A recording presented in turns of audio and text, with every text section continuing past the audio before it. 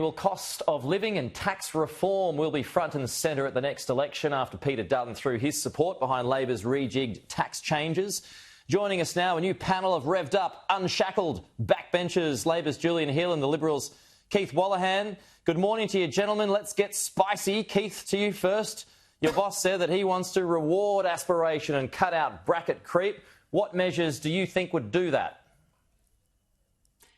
Exactly. So I think the most important thing to note is that tax reform is in the Coalition's DNA, but we will always do that in a very deliberative and proper way. We're not going to respond to Julian Hill saying put up or shut up on a tweet with tax policy. And I think that's one of the problems we've got here. The Labor Party has focused on the Dunkley by-election on the 2nd of March, and that's what has driven this change, rather than actually do considered proper work. So we will present a proper policy to the election that will address the creeping tax that is bracket creep. Everyone's affected by it. Well, I mean, give me 1 point. Give me one thing you like. Though, you're going to have to change the tax brackets. Do you want to lower the top tax rate?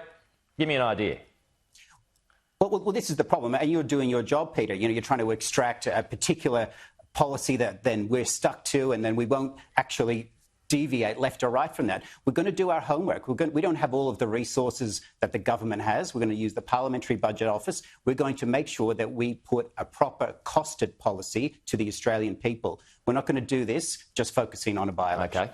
Julian, so if the Liberal Party are going to make changes heading into the next election, are you going to have to make more to the ones you've already made?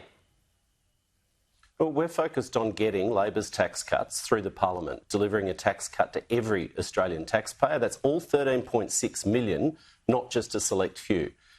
It's a simple proposition, and it is time for the Liberal Party to decide, are they going to vote for this or are they not? We've had over the last 2 weeks an utterly incoherent, incomprehensible, nonsensical response. Now, I didn't want to misquote people. I've got a piece of paper here.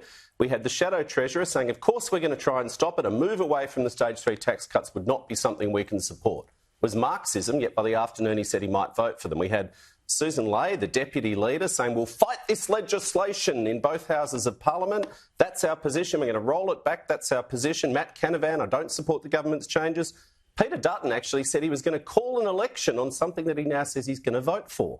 I mean, you need the sort of Hitchhiker's Guide to the Galaxy Babel fish in your ear to understand what this incomprehensible nonsense is.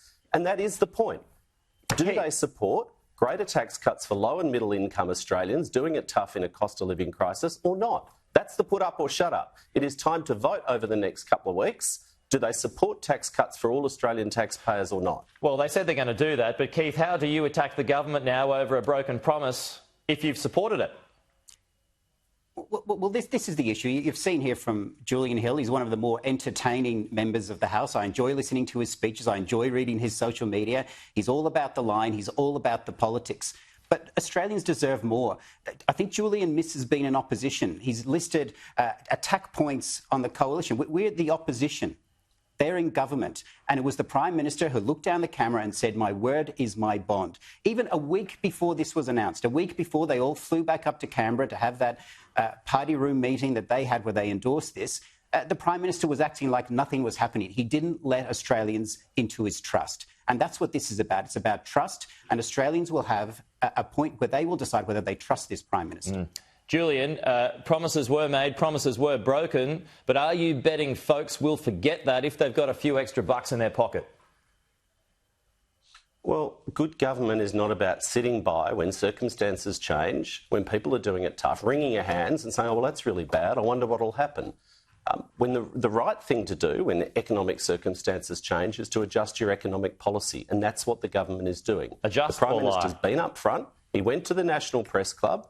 He put his case, and I think the feedback I've had overwhelmingly from my community is that people support these changes. They're the right thing for the economic circumstances we face.